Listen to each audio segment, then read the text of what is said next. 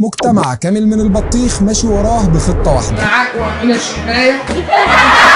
يعني ايه بطيخة وليه آلاف الطلبة في مصر عايزين يبقوا بطيخ؟ وازاي كلمة بسيطة زي بطيخة بقت رمز في عالم الثانوية العامة؟ في مدرس كيمياء اسمه خالد صقر، ممكن تكون سمعت عنه وممكن لا، بس الأكيد إنك سمعت عن البطيخة، الكلمة اللي قلبت عالم الدروس الخصوصية وبقت علامة مسجلة مش بس على فيديوهاته، لا ده على نظام تعليمه بالكامل. الناس في الأول افتكروها هزار أو سخرية، ازاي مدرس ينادي طلابه بالشكل ده. بطيختي الصغننه وبطيختي المتوسطه، الفيديو ده ليك فاسمعه كويس عشان ربنا يكرمك. بس الحقيقة ان ورا الكلمة دي في قصة اعمق من اللي ظاهر.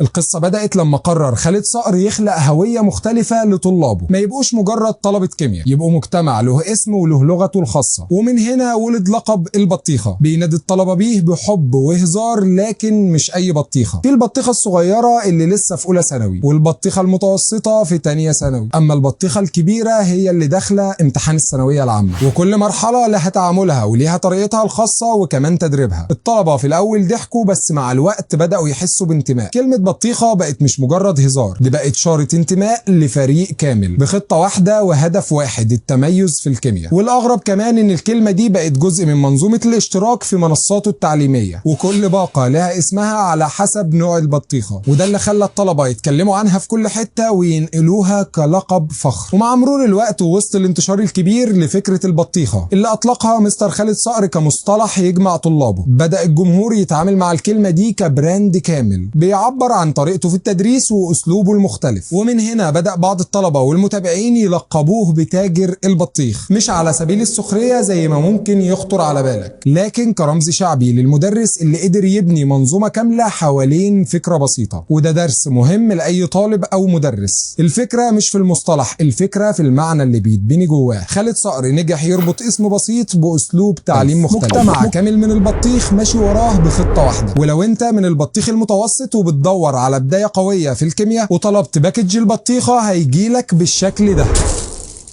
المذكرة شرح ال3 أبواب وواجب على كل باب، طباعة وتنسيق كويس، وطبعا لازم تلاقي بطيخ في كل مكان.